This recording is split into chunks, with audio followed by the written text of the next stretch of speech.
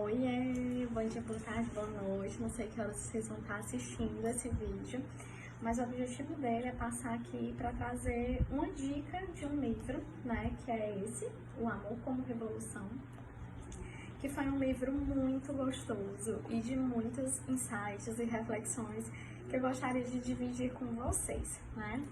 Primeiro, eu gostaria de começar lendo uma oração, né, que foi feita no programa Amor e Sexo da Rede Globo, no dia 4 de dezembro de 2018, que ele começa esse livro com essa oração. E é bem linda, é a oração da felicidade. Então a gente já começa num clima bem gostoso para estar falando de um livro tão bacana.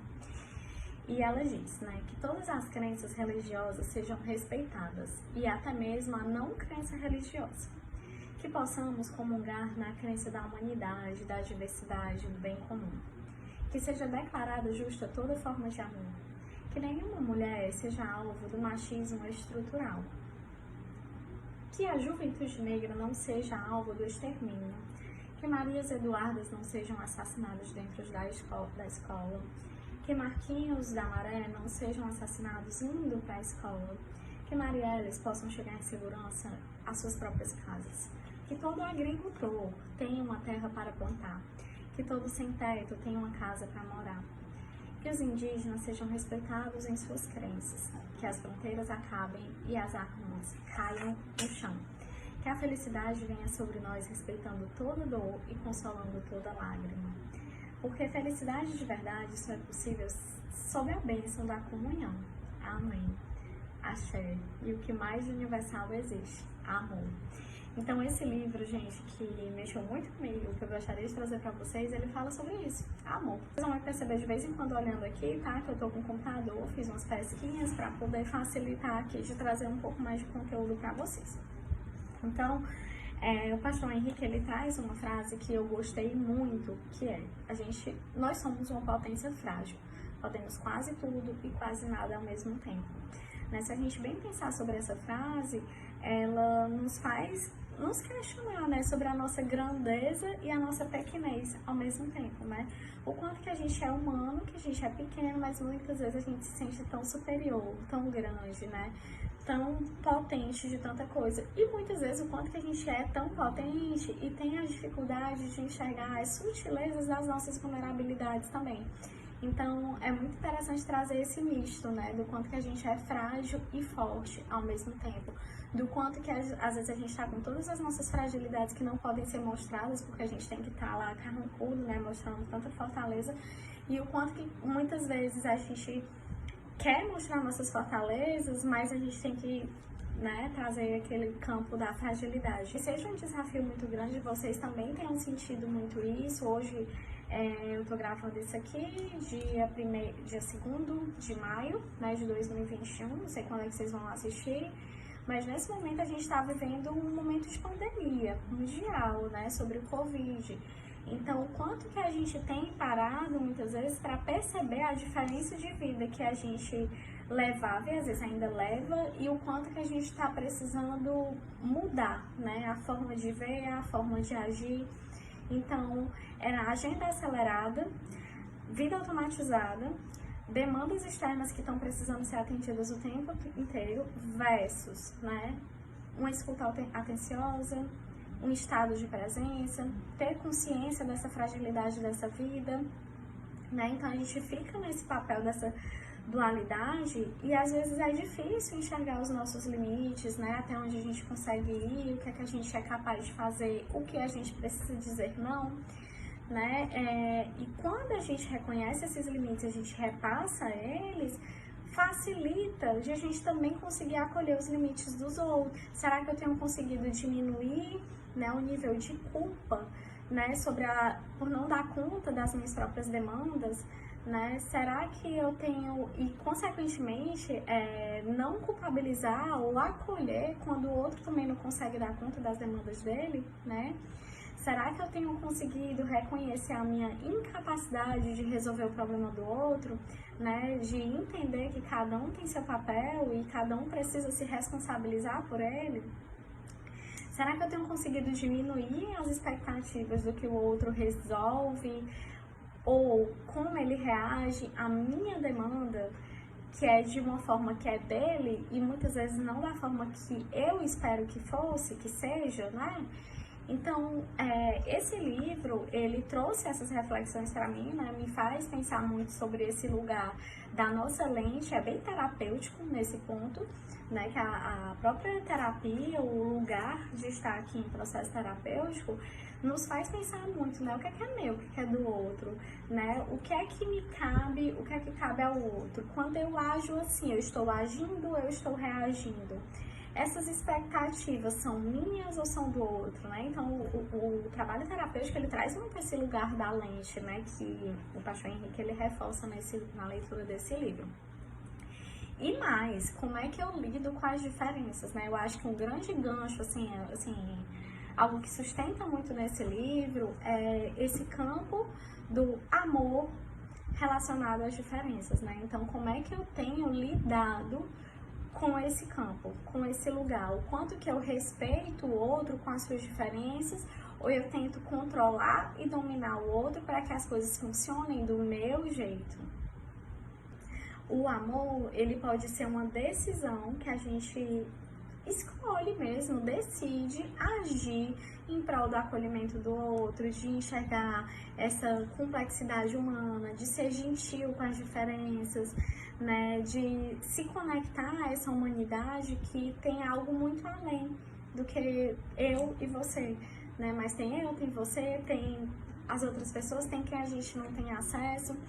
Tem pessoas que pensam diferente, tem pessoas que têm cores diferentes. Ele fala também do racismo, ele fala do fundamentalismo. E aí, então, ele traz essa frase que eu resolvi trazer para vocês, né?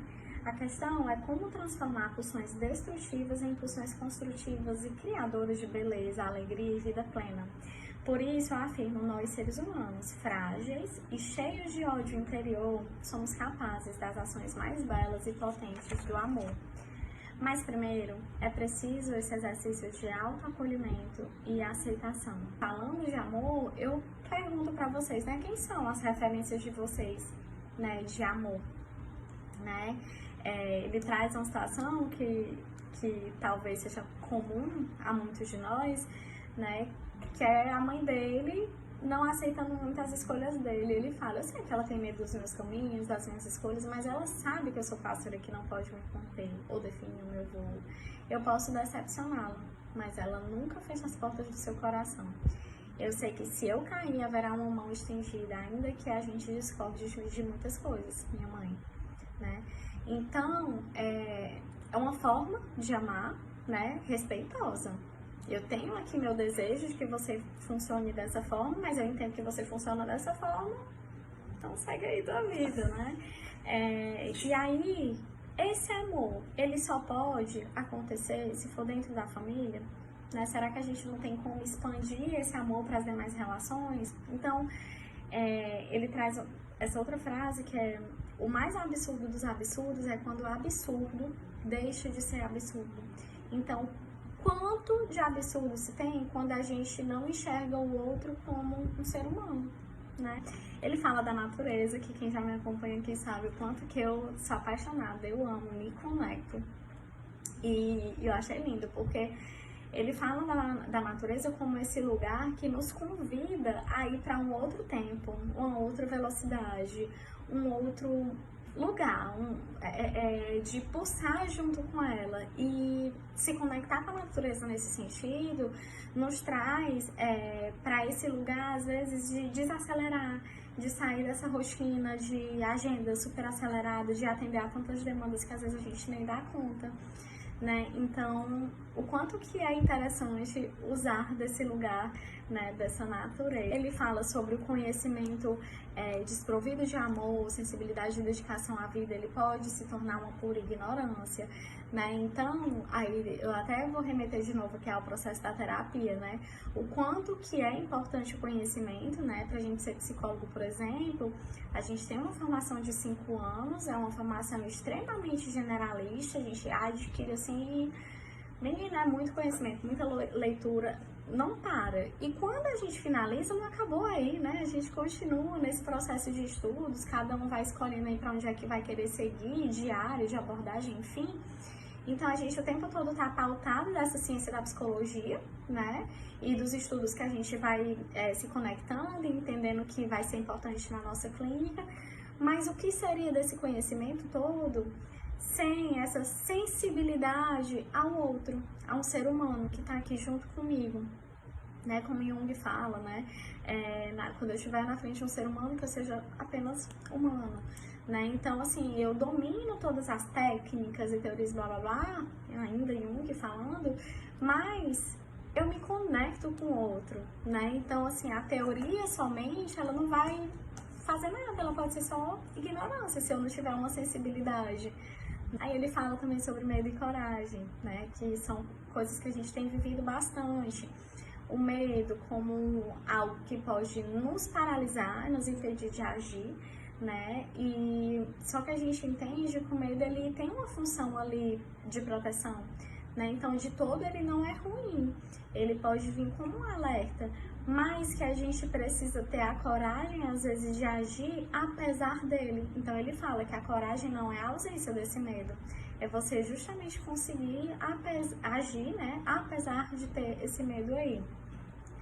E aí ele fala também de buscar a paz através da paz, né, de usar desse campo de respeito, de solidariedade, né, de sair desse fundamentalismo de impor verdades para acolher, né, para ter espaço de fala e de lidar com a diversidade, de repente abraçar essa diversidade, né, e aí eu deixo aqui a pergunta para vocês, como é que seria, né, de repente enxergar tudo que existe pela primeira vez, sair desse campo do que a gente já aprendeu que é certo e que é errado e que tem que ser desse jeito, para se dar a oportunidade de se questionar e dizer, pera, como é que eu penso? E além de como eu penso, eu tô aqui com outro ser humano na minha frente, como é que ele pensa? Né? O que eu posso aprender aqui com ele? Como é que eu posso respeitar essa pessoa que está aqui na minha frente, mesmo que pense diferente de mim? Às vezes dentro de casa a gente convive com pessoas que pensam completamente diferente, mas que se respeitam tanto que tá tudo certo, né? Então como é que a gente pode reverberar isso para o mundo, lá para fora? É isso, então fica aqui minha dica de livro para vocês. O amor como revolução, eu realmente acredito muito nessa frase, né? E foi essa frase que me encantou e me chamou a comprar esse livro, me convidou. E depois que eu li, gente, sério, eu folheio, né? Faço minhas anotaçõezinhas, enfim. Então fica aqui o convite para vocês. Espero que vocês tenham gostado. Deixem o comentário de vocês, compartilhem essa live, né, desse vídeo com quem vocês acham que também merece ler esse livro, vai impactar de alguma forma. E é isso. Um cheiro em vocês e até a próxima.